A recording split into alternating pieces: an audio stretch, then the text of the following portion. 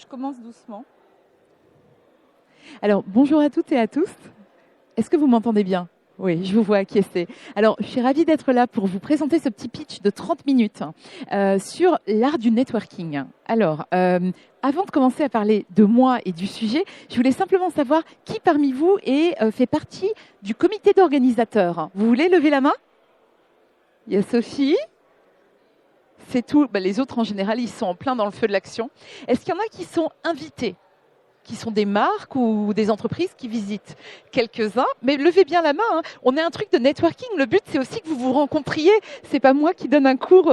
Et qui est-ce qui est du côté partenaire alors ?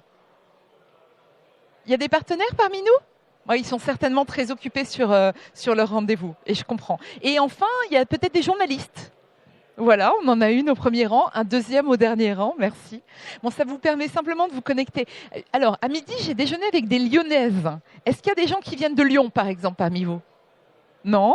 Est-ce qu'il y a des gens qui viennent de Biarritz ? Parce que j'ai croisé des gens de Biarritz aussi. De Paris ? Qui c'est qui vient de Paris ? Quasiment tout le monde. Et je crois, and I think we have somebody coming from Poland and the Netherlands. Olena ? Donc, on a aussi des gens qui viennent d'autres pays. Donc, simplement pour vous mettre en jambes là. Et enfin, j'avais une dernière question. Est-ce qu'il y en a qui étaient ce matin à la conférence de Mathieu Lehanner ? Qui c'est qui y était ? Pas mal d'entre vous. Les autres, je vous ferai un tout petit cours de rattrapage rapide. Mathieu Lehanner, c'est le designer qui a imaginé, conçu la vasque olympique. Alors, vous voyez ce que c'est la vasque olympique ? Tout le monde voit ce que c'est ? Il y en a qui l'ont visité ? Vous l'avez tous vu au moins de loin peut-être. Non, parce que j'étais avec des Lyonnais à table qui, eux, ne l'avaient pas vu en vrai puisqu'ils habitaient Lyon. Donc voilà, ça peut se comprendre. Ok, écoutez, déjà, ça permet de nous connaître. Je ne vais pas vous faire l'affront de passer de personne en personne en vous demandant de vous présenter et de vous pitcher devant tout le monde. Si c'est ok pour vous, j'ai prévu une petite présentation. Et si c'est encore plus ok pour vous, j'ai prévu un petit mémo d'une page avec un résumé de ce dont je vais parler, avec des liens vers la vidéo de l'itinéraire d'un enfant gâté, vers des livres, vers des ressources supplémentaires pour creuser le sujet. Une demi-heure, en général, cette conférence, je la fais en 1 heure ou 1 heure et demie. En général, elle est participative. Là, je vais aller un peu vite pour avoir un tout petit peu de temps à la fin, peut-être, pour que vous puissiez aussi échanger, me poser des questions et vous connecter. En effet, ce matin, j'ai aussi organisé un petit meet-up autour du café. Vous êtes les bienvenus demain matin à 9h, parce qu'il y a peut-être des gens qui viennent pour la première fois à Biarritz, d'autres qui viennent souvent, mais c'est toujours sympa de rencontrer de nouvelles personnes. Donc pour info, ce matin et demain matin, 9h du matin, dans la zone principale, l'Atrium, je crois qu'on l'appelle, c'est ça Sophie ? Comment ? Au Bellevue, dans la zone centrale, là où il y a le café et les croissants. Et ce soir aussi, rendez-vous au Hall de Biarritz, de 20h à 20h30, juste avant la soirée, pour un apéro conversation, on va dire, j'appelle ça, avec un menu de conversation. Voilà, ça c'est pour les rendez-vous. Et simplement pour vous dire pourquoi moi j'anime ça, c'est parce que ça fait maintenant 11 ans que je travaille sur l'art de la conversation. J'ai publié 3 livres à ce sujet. Je suis publiée chez Erol, qui est une très belle maison d'édition française, familiale, qui a fêté ses 100 ans cette année. Et j'ai un podcast aussi sur l'art de l'attention. Pour moi, l'attention, c'est un enjeu essentiel, en fait. C'est notre survie qui en dépend. On parle beaucoup, et moi-même, je suis très connectée, on parle beaucoup d'IA, des outils dont on se sert sans cesse. Et c'est fantastique. Et j'étais moi-même directrice marketing et com dans mon dernier job chez Nature et Découverte.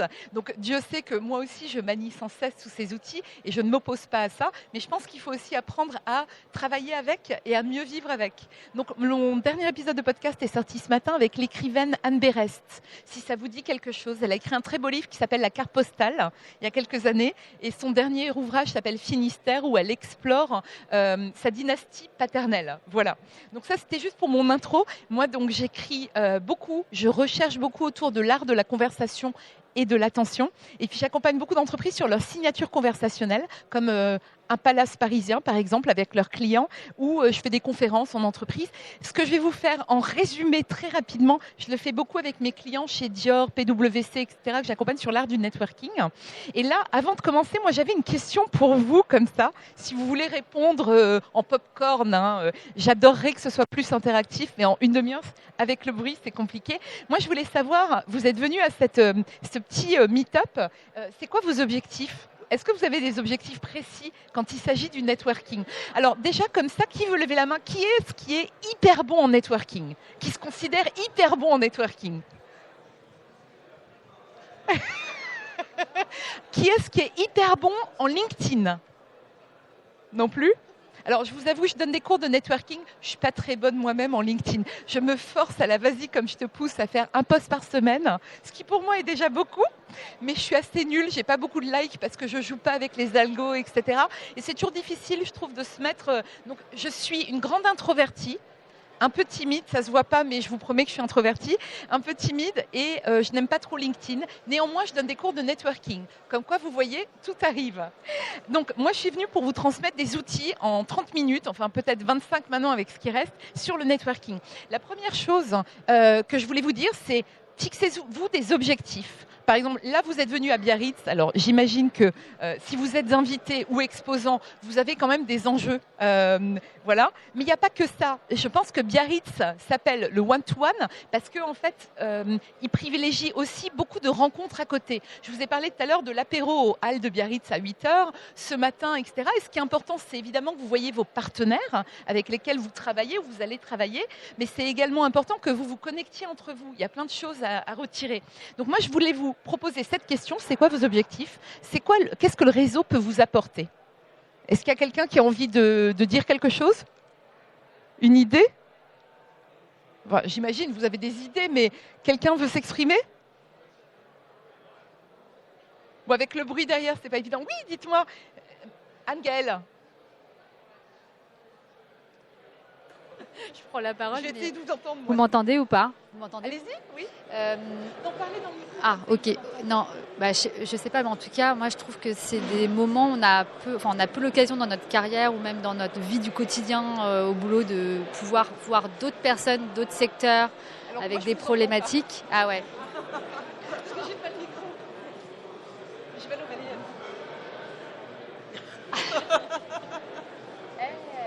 C'est bon là? Et non, et moi, un des objectifs principaux quand je viens dans ces moments-là, c'est partager aussi avec des personnes qui sont pas du tout dans les mêmes problématiques que moi et aussi de trouver en fait d'autres façons de voir les choses. Enfin, ce midi, j'étais à côté d'une journaliste et d'une personne qui fait de l'investissement. Voilà, rien à voir avec mon domaine et c'était un déjeuner super intéressant et voilà. Merci beaucoup d'avoir participé. Quelqu'un d'autre veut prendre le micro? Ça va? Merci, grande courageuse. Merci Anne-Gaëlle. Souvent, quand je demande ça à mes étudiants, parce que j'enseigne ça aussi à Sciences Po depuis 8 ans maintenant, à mes étudiants en master, et je leur dis, votre premier réseau, c'est vos camarades, c'est les gens autour de vous, etc. Et peut-être que là, dans la salle, il y a vos futurs collègues aussi. Donc le networking, c'est assez magique parce qu'on ne sait pas trop ce que ça peut donner. Mais en tout cas, c'est ouvrir des portes, ouvrir des fenêtres. Et puis après, il y en a certaines qu'on va emprunter, des chemins ou quoi, puis d'autres qui ne se feront pas. Donc se poser les questions, c'est quoi mes objectifs? Qu'est-ce que le réseau peut m'apporter? De qui est constitué votre réseau aujourd'hui? Moi, je le disais à mes étudiants, j'étais à Sciences Po avec Macron. C'était un de mes camarades et ma meilleure copine s'appelait Léa Salamé. Je l'entendais tous les matins. Ensuite, on ne sait jamais de quoi le réseau est constitué et on peut toujours faire de belles rencontres, que ce soit dans le train hier, dans le TGV, où j'ai pris un café avec Sophie que j'ai rencontré par hasard. On ne sait jamais. Voilà, un de mes plus gros clients aujourd'hui, j'ai rencontré dans un vol Paris-Beyrouth. Il est mexicain, il arrivait du Mexique, on allait à un mariage et on s'est rencontrés là. Et depuis, c'est un de mes plus gros clients parce qu'il a une grosse agence de pub à Mexico City. J'étais jamais allée au Mexique, mais voilà. Donc on ne sait jamais en fait, ça peut toujours intervenir. Et enfin, vous dire, alors là je pense que je sais votre réponse quand je pose la question, de quoi est-ce que vous auriez besoin pour mieux travailler votre réseau aujourd'hui? Et souvent les gens me disent de temps. Donc je vais essayer de vous donner des outils. J'ai organisé un peu ma présentation en 3 parties. La première, c'est comment vous vous préparez avant, parce que la plupart des gens, ils pensent que le networking ou les bonnes rencontres, ça arrive un petit peu par hasard. Et je pense que c'est laisser trop de chance au destin finalement, et ça se prépare un minimum. Donc je vais vous donner 2-3 petits outils. Ensuite, c'est pendant. Quand on rencontre autant de gens comme aujourd'hui, etc., comment est-ce qu'on fait la différence? Comment est-ce que vous pouvez briser la glace, faire la différence? Et alors, si je n'ai pas le temps d'aller dans les détails, je vous les enverrai, ou je vous donnerai tout à l'heure plein de questions pour aller plus loin dans la conversation, plutôt que le fameux « tu fais quoi dans la vie ?» Moi, dans mon livre, il y a un chapitre entier pour éviter de demander aux gens ce qu'on fait dans la vie. Alors ici, c'est un événement professionnel, c'est normal de dire ce qu'on fait dans la vie ou de le demander, mais néanmoins, il s'agit aussi d'aller un petit peu plus loin. Et puis enfin, comment est-ce qu'on entretient? Je crois que c'est comme ça qu'ils avaient intitulé mon atelier, c'était comment est-ce qu'on construit sur le long terme. Moi, je suis convaincue qu'il vaut mieux avoir peut-être 10 ou 20 vrais contacts que, je crois que sur LinkedIn, j'ai 14 à 15 000 contacts. Et en fait, la plupart, je ne sais pas qui c'est et ça ne me sert pas à grand-chose finalement. Donc, et je suis convaincue qu'il vaut mieux en avoir quelques-uns, mais par contre, faire un vrai suivi et avoir une vraie relation de qualité. Donc avant, c'était simplement, quand vous êtes dans une situation de networking, alors j'essaie de faire des slides pour vous, mais de mettre des photos fun pour pas que ce soit trop la vieille presse des années 80 quand même. Donc prenez un tout petit peu de temps avant la rencontre pour se dire c'est quoi mes objectifs en fait. Faire un tout petit pas de côté en se disant là vous venez sur le salon, oui pour voir vos partenaires, pour voir des clients potentiels, etc. Mais il y a peut-être aussi autre chose comme vous l'avez très bien dit. Et voilà, est-ce que j'ai vu qu'il y avait quelqu'un de Hachette par exemple, bah tiens moi ça m'intéresse, j'aimerais bien rencontrer la personne de Hachette ou de Maison du Monde et regarder un peu la liste. Je crois que vous pouvez consulter la liste des participants. Donc voilà, comme vous l'avez très bien dit, c'est aussi échanger sur des domaines d'activité différents ou sur des bonnes pratiques. Tiens, toi tu utilises aussi la solution Intel, qu'est-ce que tu en penses, comment vous l'avez mis à profit, etc. C'est plein d'échanges informels qui peuvent vous servir. Donc vraiment, faites le point. Et ça, c'est encore plus vrai quand vous serez rentré à Paris, parce que j'ai l'impression qu'il y a beaucoup de Parisiens. Vous allez peut-être parfois à des cocktails ou à des rencontres, à des tables rondes avec votre ancienne école, des anciens collègues, des alumni ou des amis. C'est quoi mon objectif? Et toujours se poser la question. La deuxième chose, c'est se dire qu'aujourd'hui, ça ne l'était pas il y a 15 ou 20 ans, Aujourd'hui, tout le monde est accessible, tout le monde est Googleable, comme on dit en anglais. C'est pas très charmant comme expression, mais en fait, c'est vrai. Vous rencontrez quelqu'un, vous pouvez tout de suite en savoir pas mal sur sa vie à cause des réseaux sociaux. Donc, se poser la question. Ensuite, moi, je suis convaincue qu'une vraie rencontre dans la vie, ça vaut mieux que, je sais pas, je vous disais 14 ou 15 000 contacts sur LinkedIn qu'on met pas à profit. Et aussi se dire, j'adorais cette affiche de film, c'était le film The Social Network qui retraçait un peu la trajectoire de Zuckerberg quand il a monté Facebook. Et ça, c'était une des affiches du film qui avait été utilisée. Et se dire que on peut pas plaire à tout le monde. Il vaut mieux avoir des vrais contacts plutôt que d'essayer de plaire à tout le monde. Et de plaire à personne au final. Mais ça, si vous êtes des marketeurs, vous le savez. Il vaut mieux plaire à votre target que à tout le monde parce que ça marche pas vraiment. Et se dire aussi que le meilleur des médias, c'est le bouche à oreille. Elle part beaucoup plus vite que moi. Le meilleur des médias, c'est le bouche à oreille. Et ça, c'est vrai aussi parce que tout le monde connaît tout le monde. Maintenant, on peut voir qui est en lien aussi sur des réseaux ou quoi. Et se dire, tiens, je vais passer un petit coup de fil je suis sur le point. Moi, quand j'embauche quelqu'un, je sais que je passe des coups de fil parce qu'on connaît toujours quelqu'un qui connaît quelqu'un qui travaille dans la boîte où la personne a bossé. Et on sait qu'en France, embaucher quelqu'un, ça peut coûter très cher. C'est super, mais ça peut coûter très cher. Et donc, passer des coups de fil, en fait, c'est le meilleur bouche à oreille également. Ça, là, je parle aux grands timides. Je ne sais pas s'il y en a dans la salle qui se sentent comme moi introvertis. Donc introverti, c'est pas forcément timide. Ça veut dire que vous vous rechargez tout seul. Vous avez besoin de votre petite zone où vous vous rechargez. Les extravertis se rechargent avec les autres. Et en fait, il y a une grande spécialiste. Moi, c'est un bouquin que j'ai adoré, que je vous conseille. Elle a fait un TED Talk. Je vous mettrai la référence dans les ressources. Elle s'appelle Susan Cain. C'est un des TED Talks les plus vus. Elle arrive avec sa petite valise sur scène et elle dit, quand je partais en colo, quand j'étais petite, tous les enfants étaient super contents, ils chantaient, etc. Et moi, comme je suis introvertie, je venais avec tous mes livres. Et donc, elle parle beaucoup des introvertis. Et elle dit qu'en effet, il vaut mieux privilégier la qualité à la quantité. Donc avant, se dire, il y a 4 outils tout bêtes, c'est se fixer un objectif avant la rencontre, identifier les personnes clés à rencontrer. Après, je vous dis ça, moi je suis quelqu'un de très spontané aussi, et j'aime bien la sérendipité et la magie de la rencontre. Mais néanmoins, si, je sais pas, vous êtes, comme moi, j'ai un podcast par exemple, et je vais peut-être aller voir Mathieu Lehanner ensuite, voir qu'il était là. Alors, j'avais pas vu qu'il était là. Donc voilà, charité bien ordonnée commence par soi-même, mais j'aurais pu aller voir ses actus et aller lui parler en lui disant tiens, j'aimerais bien vous interviewer pour mon podcast par exemple. Ça, je le fais d'habitude, mais donc se fixer un objectif, identifier les personnes, se renseigner sur la personne identifiée. Là, c'est tout bête, mais vous pouvez faire Google News. Évidemment, vous pouvez aller voir son fil LinkedIn, voir si la personne a publié dernièrement une tribune ou s'il y a des articles. Qu'est-ce qui l'habite en ce moment, en fait? qu'est-ce qui la motive, qu'est-ce qui la mobilise. Et comme ça, vous aurez peut-être des bonnes questions à lui poser, vous savez, au lieu d'aller le voir à la fin en disant « Ah, c'était super votre talk » ou par exemple le discours de Mathieu Le Haneur, je pense que ceux qui y étaient, c'était quand même un truc incroyable. On en a beaucoup parlé au déjeuner, mais peut-être préparer des questions pour aller plus loin, parce que si tout le monde dit à Mathieu Le Haneur « C'était super », bon, bah, c'est sympa, mais je ne suis pas sûre qu'il se rappelle de vous ou de moi si on lui dit ça. Voilà. Donc, préparez bien en amont. Se dire aussi que la première approche, elle est hyper importante quand vous allez voir quelqu'un, quand vous allez vous adresser à quelqu'un, quand vous brisez la glace, etc. Et j'aime bien cette petite citation qui sonne super bien, en anglais aussi, qui dit « Vous n'aurez jamais une seconde chance de faire une première impression ». Évidemment, l'habit ne fait pas le moine et il ne s'agit pas de juger quelqu'un, mais ça vous donne une idée, un feeling. Est-ce que j'ai envie de revoir la personne ? Ensuite, alors là, je vais peut-être passer rapidement, mais vous savez, parfois on fait des mails à froid, on fait des approches un peu froides. C'est-à-dire que sur LinkedIn, vous repérez un profil qui vous intéresse et vous ne savez pas trop comment l'accrocher. Je vous le donne hyper rapidement, mais ce n'est pas le but. Mais en tout cas, voilà, ça peut vous servir suite à la conférence à Biarritz, en voyant, tiens, la personne là était là, je ne l'avais pas contactée. C'est toujours vous présenter, mais souligner quelque chose de remarquable et précis dans le parcours de la personne. Donc, en fait, parler de la personne d'abord. Et en disant un truc, pas c'est super ce que vous faites, en disant tiens, j'ai vu que vous aviez vécu ça me parle, ou vous avez travaillé là, etc. Moi, en quoi ça me parle, le relier à vous. Parce que parfois, je reçois des emails ou de gens qui veulent prendre un café avec moi, mais en fait, je ne sais pas trop pourquoi ils me contactent et je ne vais pas leur dire oui si je sens que la personne a besoin de conseils, très bien, mais je pourrais passer ma journée à prendre des cafés. En tant qu'entrepreneur, j'ai pas que ça à faire.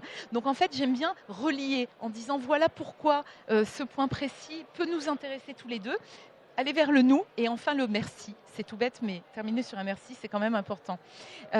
Ensuite, j'avais un petit jeu à vous proposer. Si vous avez envie de vous retourner vers votre voisine ou votre voisin et lui serrer la main, ou alors si vous n'avez pas envie à cause du Covid, qui revient, il paraît, juste dire votre nom ou votre prénom à votre voisin et voisine. Vous avez envie ?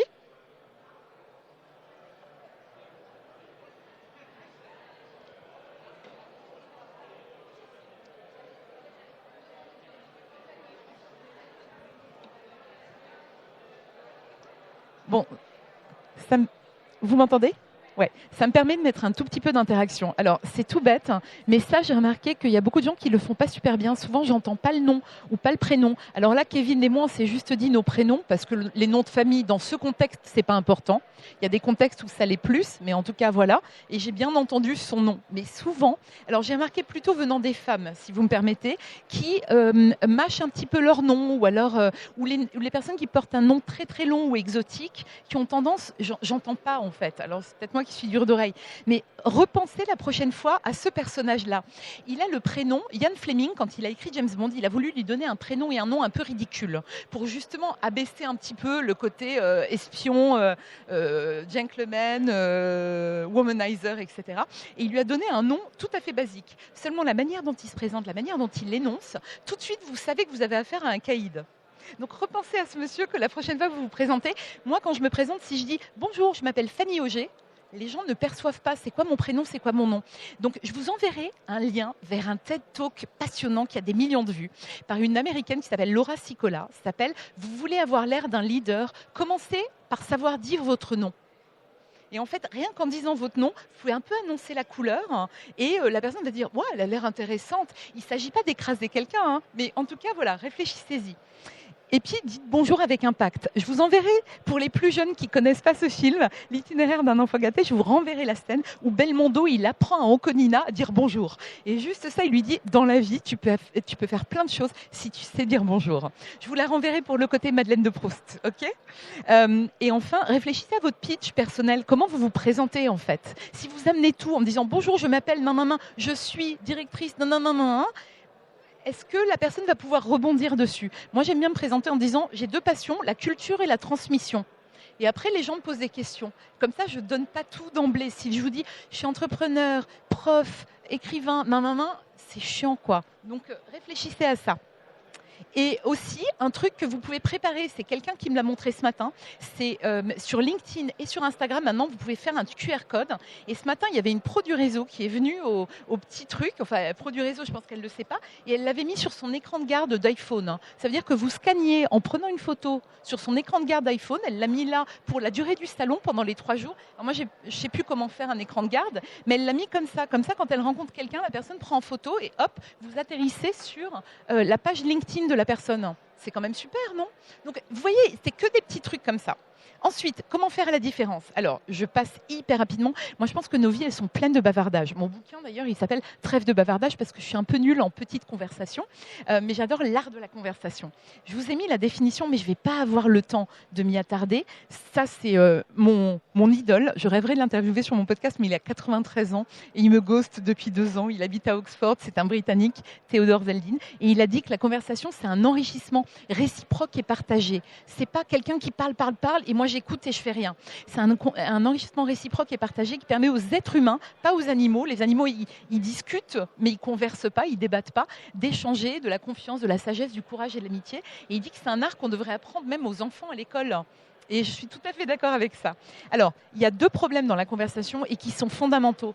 Le premier, c'est l'écoute. La plupart des gens, ils pensent qu'ils écoutent, mais ils n'écoutent pas. Et bon, si on avait une conférence d'1 heure et demie, on parlerait davantage de l'écoute. J'en parle beaucoup dans mon podcast. Mais je trouve que c'est quelque chose de très compliqué aujourd'hui. Je vous enverrai 2-3 tips sur l'écoute si ça vous intéresse de creuser. Mais moi, je pense que la qualité de nos conversations, elle dépend vraiment de la qualité de notre écoute. Il y a plein de gens qui font semblant de vous écouter, qui font et en fait, ils ne vous écoutent pas vraiment ou ils passent à côté.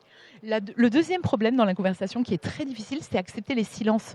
C'est vraiment les silences embarrassants. Alors, si on avait le temps, je vous aurais passé un extrait de Pulp Fiction sur les silences inconfortables, mais je vous l'envoie, vous le regarderez. Et c'est vraiment se rendre compte qu'en fait, on n'est pas à l'aise dans un silence quand on ne connaît pas bien la personne. Alors que la personne avec qui vous partagez votre vie, vos meilleurs amis, il y a peut-être des moments de silence et c'est totalement OK. Donc, quand je fais ça auprès des grands vendeurs de Chanel, de Dior, de Vuitton, je leur dis jouez avec le silence. Et on fait plein d'exercices pour apprendre à manier le silence. Parce que sinon, la plupart du temps, on est gêné et hop, on plonge et c'est là où on raconte un peu n'importe quoi. Et briser la glace. Alors, pour briser la glace, je pense que je vais... on a fait des commandements. Si vous regardez au fond de votre tote bag, ce matin, quand vous avez reçu votre tote bag, on a imprimé, la mienne est là-bas, une liste de commandements pour networker. Et le premier, c'était un événement comme ça, très digital, oubliez votre téléphone. En tout cas, quand vous êtes face à quelqu'un, si vous voulez vraiment connecter, vous le mettez de côté. Vous l'oubliez pour un tout petit moment. Et évidemment, après, vous en servez. Disponibilité, réactivité. La pire chose, c'est d'aller, par exemple, ce soir au hall de Biarritz. Vous connaissez personne. La pire chose, c'est les gens qui sortent leur téléphone et qui font semblant d'être occupés ou qui font 2-3 mails parce qu'ils sont gênés. C'est la pire chose pour rencontrer quelqu'un, ça. Préparation, organisation, et après, osez se présenter, peut-être. Si vous avez peur, il n'y a personne qui vient vous parler, allez parler à quelqu'un. Peut-être que les gens seront soulagés d'être pas tout seuls. Commencez par poser de bonnes questions, et je vais y revenir. Glissez un petit compliment. Alors, j'ai remarqué qu'entre femmes, c'est plus facile. Les hommes, quand ils viennent à mes conférences, ils me disent, entre hommes, c'est un petit peu plus compliqué. Mais entre femmes, ça se fait souvent. J'aime bien la couleur de votre chemisier, j'aime bien votre bracelet, vos boucles d'oreilles, etc. Et en fait, ça permet, bon, il faut que ce soit sincère, mais ça permet d'embrayer. Trouver des points communs. Si vous avez fait des recherches et que vous voyez que la personne comme vous a grandi à Metz, enfin moi je viens de Metz, vous allez embrayer sur Metz par exemple, ou la même école ou quoi, ou le tennis, enfin que sais-je. Faites preuve d'humour, ça marche super bien et c'est une très bonne arme pour justement désamorcer les choses et proposer de servir un verre ou quoi. Et surtout y prendre du plaisir parce que le networking, c'est pas not working, c'est-à-dire que c'est du travail, mais il faut aussi y prendre du plaisir. Et pour faire la différence, je vous laisse 2 conseils super. Le premier, c'est passer du small talk au deep talk. Et c'est embrayer sur les émotions. Ceux qui étaient là ce matin avec Mathieu Lehanner, il a énormément parlé des émotions. Moi, j'ai pris plein de notes, j'en ai fait des stories Instagram parce que je buvais du petit lait. Et le deuxième, c'est la plupart des gens dans les situations de networking, ils ont peur, ils se disent « mais qu'est-ce que je vais dire? J'ai rien à dire ». Je leur dis « posez des questions en fait. Ne focussez pas sur ce que vous allez dire, mais sur ce que vous allez demander ». Et c'est bête, mais c'est un renversement qui est clé. Donc franchement, ne serait-ce que parlez-moi de vous. Et hop, la personne, elle va parler d'elle. Rappelez-vous, les gens, ils adorent parler d'eux. Donc en fait, c'est pratique. Et après, ça vous permettra d'avoir des infos et de pouvoir rebondir et d'avoir une conversation. Donc comment basculer d'une discussion à une conversation? Pour moi, il y a un super outil, c'est la force des émotions. Je vous rappelle juste une phrase de Maya Angelou, j'y pensais très fort ce matin quand Mathieu Lehanner était en train de parler sur le pouvoir des émotions, quand il a créé la vasque, il dit « je voulais provoquer des émotions, il a dit « donner les poils ». Alors j'ai compris que c'était la chair de poule, et faire pleurer les gens, mais c'est vraiment provoquer des émotions. Et Maya Angelou, elle avait dit « les gens oublieront ce que vous avez fait, ils oublieront ce que vous avez dit, mais ils n'oublieront jamais comment vous avez fait en sorte qu'ils se sentent avec vous ». En anglais, « how you made them feel ». Et ce trigger des émotions, il est hyper puissant. Donc réfléchissez-y. Moi, dans mon livre, page 221, j'ai même mis une matrice que j'ai inventée avec 3 colonnes. Selon les situations, la première colonne, c'est savoir, faire, ressentir. Et je dis aux gens, selon les situations, qu'est-ce que vous voulez que les gens y sachent après vous avoir rencontré? Qu'est-ce que vous voulez que les gens y fassent? Ils me rappellent, ils deviennent des clients, ils m'embauchent, ils me date, whatever. Et qu'est-ce que vous voulez que les gens y ressentent après vous avoir rencontré? Et c'est ça le plus important et qui va rester. Donc voilà, les émotions. Et enfin, poser de meilleures questions. Alors, je ne vais pas avoir le temps, mais moi, dans mon podcast, évidemment, je pose plein de questions aux gens. Et là, j'ai interviewé le concierge de l'hôtel de Crillon, qui est le palace, qui est place de la Concorde. Et en fait, il m'a dit un truc incroyable. La question que tous les concierges se tapent 50 fois par jour de la part de leurs clients, je ne vais pas vous faire un question pour un champion là, mais je vais vous la dire, c'est où est-ce que je dois aller manger ce soir? Alors qu'il y a des influenceurs, il y a des guides de Paris, mais ils demandent quand même à une vraie personne où est-ce que je peux aller manger ce soir. Et lui, vous savez ce qu'il répond? Il ne répond pas, vous voulez manger italien, français ou quoi. Il leur répond, est-ce que moi, je peux vous poser une question? Donc, le podcast, cet épisode-là, c'était sur qu'est-ce que l'argent ne peut pas acheter. Parce que c'est exactement son thème au Crillon. Et en fait, lui, il leur demande, je peux vous poser une question? Les gens répondent, oui, très étonnés. Et là, il leur dit, comment vous avez envie de vous habiller ce soir? Et en fait, c'est plus large. Vous voyez, c'est plus centré sur la personne, mais c'est plus large. Donc, poser des meilleures questions, plus centrées sur l'humain, mais beaucoup plus large. Donc, moi, je vous avais préparé en plein d'anti-sèches. Par exemple, qu'est-ce que vous faites? Au lieu de demander aux gens, vous faites quoi dans la vie? Moi, je vous avais préparé, je vais vous les envoyer. Si vous voulez, ça vous dit? Je vous les mets dans la liste des ressources. Au lieu de demander, c'est quoi votre rôle actuel? Je vous avais préparé plein de manières de contourner la question. D'où venez-vous? Eh ben, pareil, plein, je vous les envoie. Hein. Vous pouvez prendre des photos, mais je ne sais pas si ça va donner. Alors. Et ensuite, encore plein de questions que vous pouvez poser, que ce soit en entretien d'embauche, dans un rendez-vous réseau, pro, etc. Et pour info, mon dernier livre qui est sorti il y a 10 jours, c'est sur la conversation amoureuse et c'est les questions à poser en date. C'est chez Erol et ça s'appelle Love Starter. Je fais ma promo, mais c'est pas forcément pour que vous l'achetiez, mais en tout cas, voilà, la puissance des questions. Et enfin, je termine parce que je vais dépasser sinon, c'est comment je construis sur le long terme. Donc là, je vous ai donné plein d'idées pour, pendant la conversation, comment je brise la glace, quelles questions je pose, comment j'active les émotions dans une rencontre pour que les gens se souviennent de vous. Parce que là, sur le salon, vous allez rencontrer plein de gens, vous n'allez pas vous rappeler tout le monde. Donc là, l'idée, c'était de vous donner quelques tips pour que justement, vous puissiez entretenir les relations que vous avez initiées sur ce salon-là. Donc, comment je construis sur le long terme?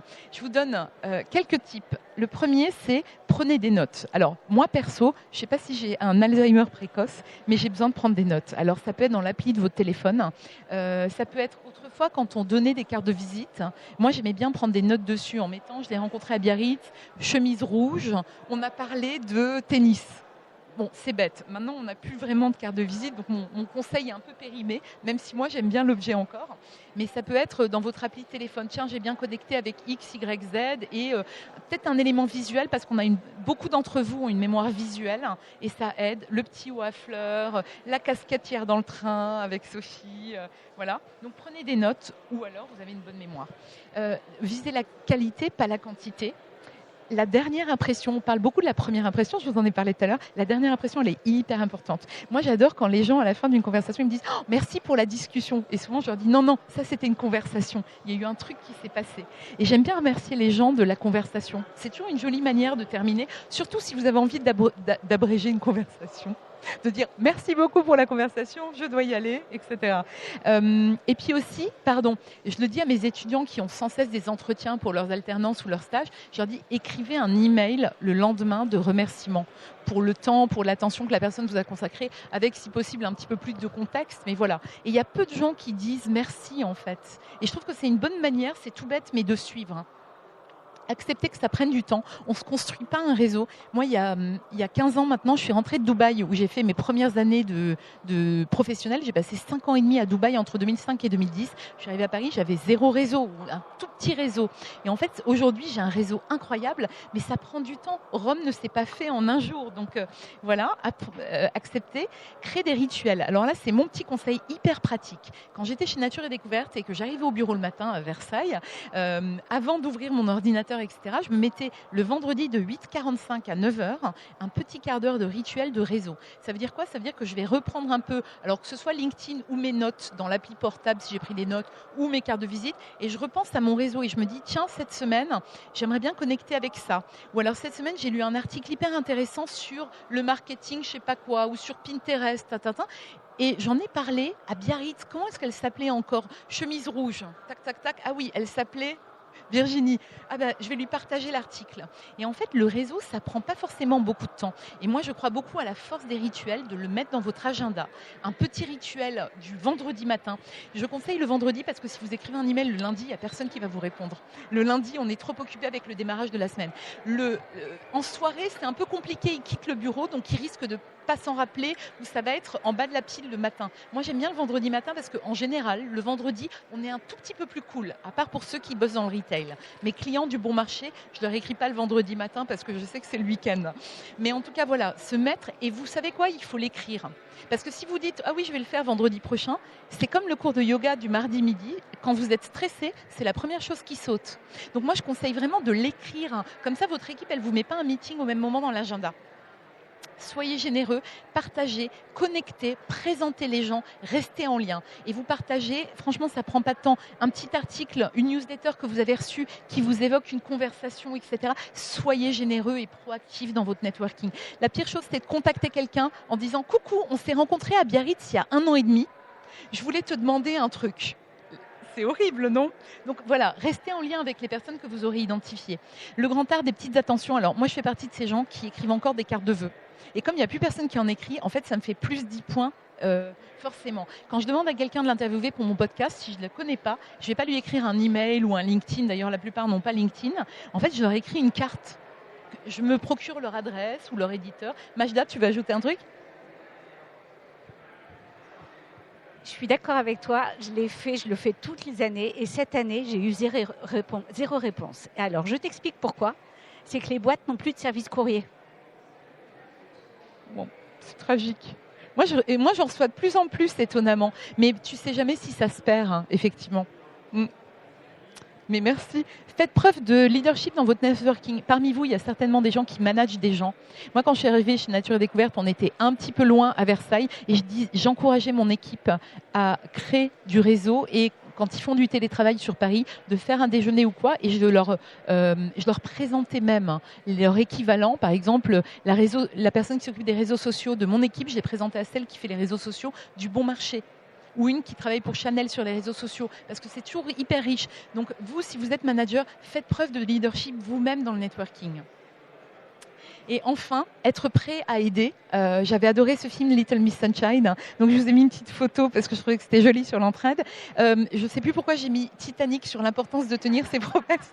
Je ne sais plus si elle lui promet de revenir, mais c'est mal parti.